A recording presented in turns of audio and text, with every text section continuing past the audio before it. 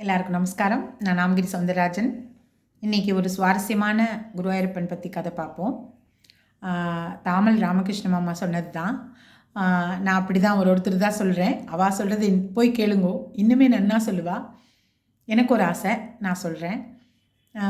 ரொம்ப நாளைக்கு முன்னால், ரொம்ப பழசு இல்லை இது கதை, பரவாயில்ல, இந்த ஒரு 20-30 வருஷத்துக்குள்ளே இருக்கும்னு நினைக்கிறேன். ஒரு வாசலில் ஒரு பிச்சைக்காரர் ஒருத்தர் இருந்தார்.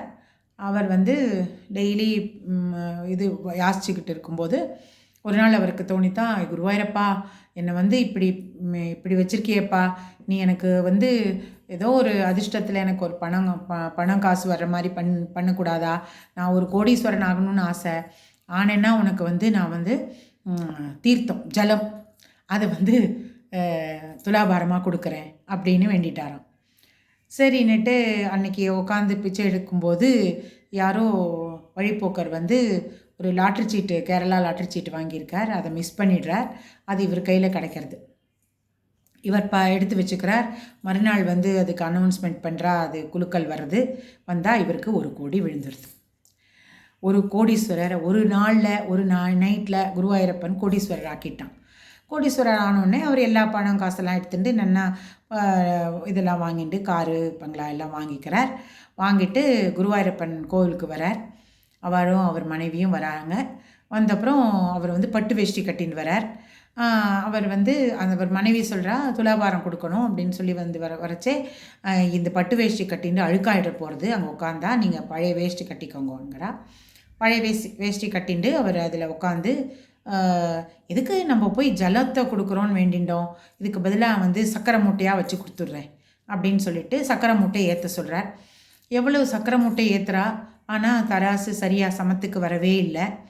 அவருக்கு இந்த மாதிரி ஆன உடனே எப்போவுமே இந்த மாதிரி ஏதாவது வித்தியாசமாக ஆனால் நம்பூதிரி உள்ளேருந்து அதற்கு பரிகாரம் ஏதாவது சொல்லுவாராம். உள்ளேருந்து நம்பூதிரி அழைக்கப்படுறார். அவர் சொல்கிறார், நீ என்ன வேண்டின்றீங்கன்னு சொல்லுங்கோ, நீங்கள் என்ன வேண்டிக்கிறீங்களோ அதுதான் குருவாயூரப்பன் இஷ்டப்படுவான், அவன் பணங்காசுக்கெல்லாம் ஆசைப்படுறவன் இல்லை அப்படின்னு சொல்கிறாராம். அப்படி சொல்லும்போது அவர் சொன்னாராம், நான் ஜலந்தான் கொடுக்குறேன்னு, இப்போ என்கிட்ட நிறைய காசு பணம் இருக்கே, அதனால் நான் சர்க்கரை மூட்டை கொடுக்கலான்னு நினச்சேன்.